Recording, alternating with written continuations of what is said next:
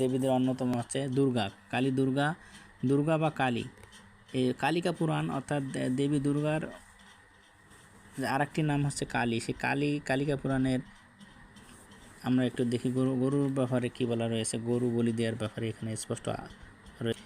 কালিকা পুরাণ 67 অধ্যায় 671 নম্বর পেজ, আমরা একটু দেখব 671 নম্বর পেজ।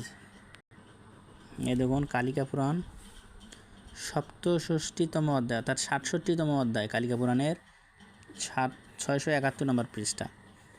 বলিদান বিধি, বলি দিবে, বলি কী বলি দেবে সেখানে আছে যে সাধকগণ সকল প্রকার বলিদানই বৈষব কল্প কথিতম ক্রম সর্বদা গ্রহণ করিবে। অর্থাৎ সাধুগণ কী জিনিস বলি দেবে তার এখানে একটা সিরিয়াল দেওয়া হয়েছে। যেমন পক্ষী সকল, সব প্রকার পক্ষী, কচ্ছপ, গ্রহ, মৎস্য, 9 প্রকার মৃগ, মহিষ, অজ, আবিক এবং গো ছাগ। গো মানে গরু, ছাগ মানে ছাগল। তো গরু ছাগলও তারা বলিরূপে কৃতিত্ব হয়েছে, অর্থাৎ বলি দিতে পারে। বলি দ্বারা কী হয়?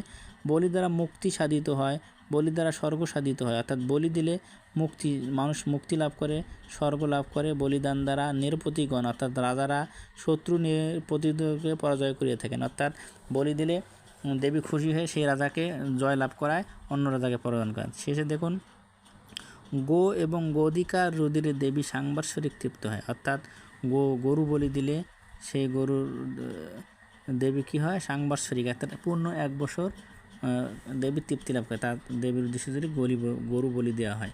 তাহলে স্পষ্ট কালিকা পুরাণের 67তম অধ্যায় 671 নম্বর পৃষ্ঠায় গরু বলি দেওয়ার কথা স্পষ্টভাবে দেখুন। গো এবং গো অধিকার রুদ্রের দেবী সাংবৎসরিক তৃপ্ত হয়।